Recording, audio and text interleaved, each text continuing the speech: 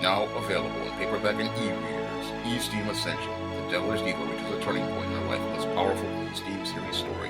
Get E-Steam Essential at online booksellers today. I was watching an episode of Black Lightning this Tuesday, and I saw several things in that episode that were quite troubling. Now, I'd always said that I did not trust the Akils or Greg Berlanti in making a quality adaptation of this show, and that showed in this third episode of Black Lightning. Now, in this third episode of Black Lightning, both the Akils and Greg Berlanti show me they have no understanding of black history or the issues related to the black community being that in the state that it's in. Now, Black Lightning's original premise was that Black Lightning was coming back to deal with the 100, a street gang.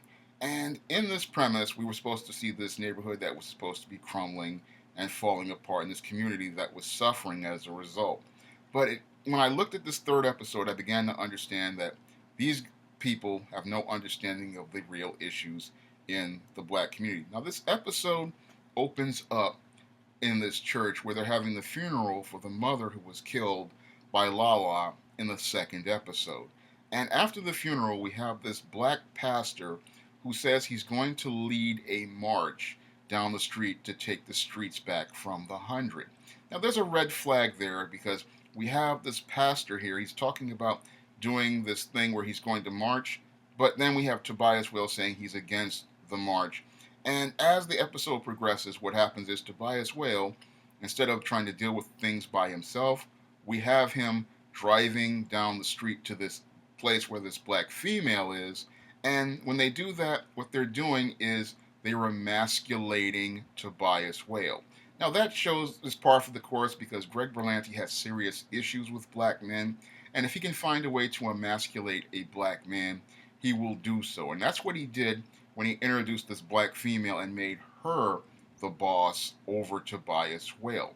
Now that's as bad. You think that's bad, but things get worse as this episode progresses because what this black female says in her meeting with Tobias Whale is deeply troubling. She says that these black people can have their religion, and when she says that, it's completely contradictory to what's transpiring in black communities. Now, we all know that the black female is the biggest supporter of the black pastor, and the black pastor is part of the unholy trinity that keeps black communities primarily oppressed with gangs, drugs, and crime.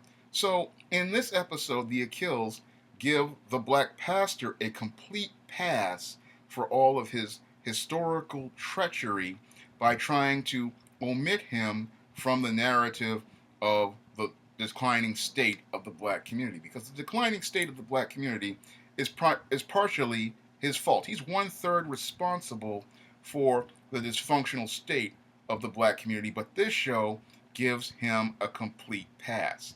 And then with this black female, they're making it look like she's some sort of overall leader of the community, and they try to make it look like she is the one who's completely in charge of it.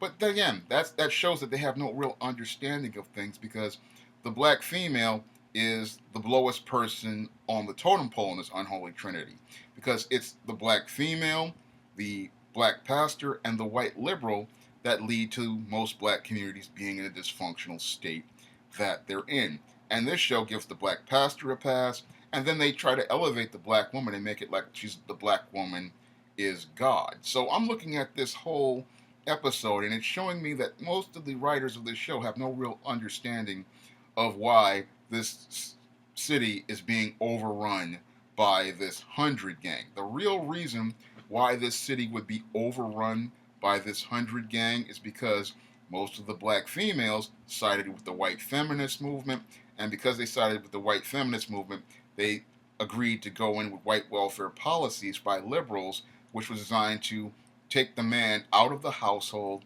and that's what would lead to a gang like the 100 forming. That's the historical context a writer who did their research would follow from. But this whole idea that they're having is so disjointed that it just is starting to fall completely apart as a story. Because I'm looking at the story, you cannot say that the black pastor is a good guy when the black pastor in the black community has never been a good guy. I remember reading Milestone Comics with the Freaky Deke, and they were saying that the black pastor had a role in the state of things in Dakota. So the guys, Dwayne McDuffie, they understood the role of the black pastor, but on this show, we don't see the black pastor in the role he's supposed to be in.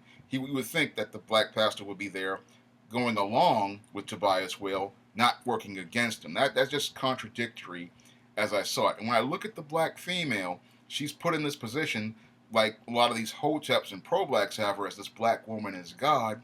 And again, it shows me how disjointed things are, and they're going to make it look like Tobias Whale has to take orders from a black woman. And again, that emasculates him and it destroys all of his credibility as a threat to Black Lightning. But this episode goes on and it promotes more dysfunction because we have the daughter who's a lesbian who is being masculinized and promoted in a masculine role. And then the episode shows some scenes of Black Lightning continuing to taser the white cop and not the threat. So it shows me who he sees as the threat, which is the evil white man, but not the real threats in his community. But as the episode goes on, they have this march. It all builds up to a climax where the decent brother, who the other daughter was trying to date, winds up getting emasculated as well. In this episode, he winds up getting shot by the same bullet that barely injures the black pastor because they need to emasculate a black man. And they emasculate him by crippling him and paralyzing him. Par for the course as it relates to most of these Greg Berlanti shows, because Greg Berlanti has a serious issue with black men, and he always goes out of his way to emasculate black men wherever he can, whether it be James Olsen by making him the guardian of the friend zone, asexualizing a Kid Flash or Firestorm, or going out of his way to make John Diggle the butler. He always finds some way to emasculate black men, but what I really found troubling was how disconnected the Akils were from the black community. Because to give that black pastor a complete pass shows they have no real understanding of the underlying issues of the black community. And the whole presentation of that black female boss shows me they pretty much believe the whole narrative of the black woman as a god over the black community. When I look at Black Lightning, I see a show that is becoming more and more dysfunctional with each episode and really isn't giving us that balanced and humanized picture that we got as we watched Netflix's Luke Cage.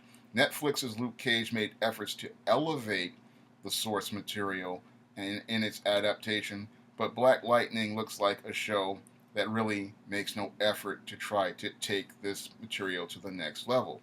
There is a possibly great story of a black father looking to protect his community and protect his daughters in Black Lightning. However, it looks like the Akils and Greg Berlanti just don't know how to execute on concept to give us that type of quality show.